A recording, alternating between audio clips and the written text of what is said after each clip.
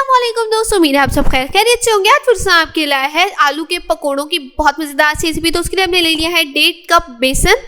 उसमें हमने शामिल कर लेना है 1 टेबलस्पून हरा धनिया, 1 टीस्पून सूखा धनिया, 1 टीस्पून साबुत जीरा, 1.5 टीस्पून कुटी हुई लाल मिर्चें, नमक हस्बे जायका और 1/4 टीस्पून आपने इसमें शामिल कर लेनी है हल्दी। कुटी हुई लाल मिर्चों की जगह आपने पिसी हुई लाल मिर्चों का इस्तेमाल बिल्कुल नहीं करना है, क्योंकि वो कलर जो होता है पकौड़ों का रेड कर देती है। अब हमने इसमें शामिल कर लेना है पानी आपने आहिस्ता से इसमें शामिल करते रहना है और साथ साथ इसे मिक्स करते रहना है। विस्क की मदद से आप मिक्स कर सकते हैं, उससे भी बहुत अच्छे तरीके से मिक्स हो जाता है, और चम्मच की मदद से भी कर सकते हैं। तो यहाँ पर हम मिक्स कर दें। और यहाँ पर एक और चीज़ मैं आपको बता दूं कि मीठा सोडा बहुत सारे लोग डालते हैं पकौड़ों में, आप वो शामिल कर सकते हैं इसमें 1 चुटकी।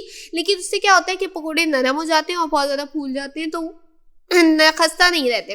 अगर आप चाहें तो ऐड करना चाहें तो कर भी सकते हैं, लेकिन बेहतरीन ही होगा कि ना करें। तो यहाँ आप कंसिस्टेंसी चेक कर सकते हैं हमारे मिक्सचर की।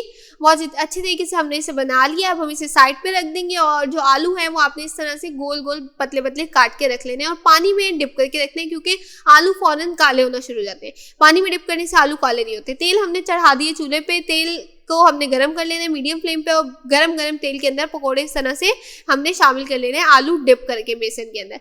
आपने एक ही दफ़ा डिप करके निकाल लेने हैं और शामिल कर लेने हैं तेल के अंदर। 5 से 6 मिनट के अंदर बहुत प्यारा सा इस तरह का गोल्डन कलर आ जाएगा। और पकौड़ों पे मीडियम फ्लेम में आपने इसको उलटते पलटते रहना है।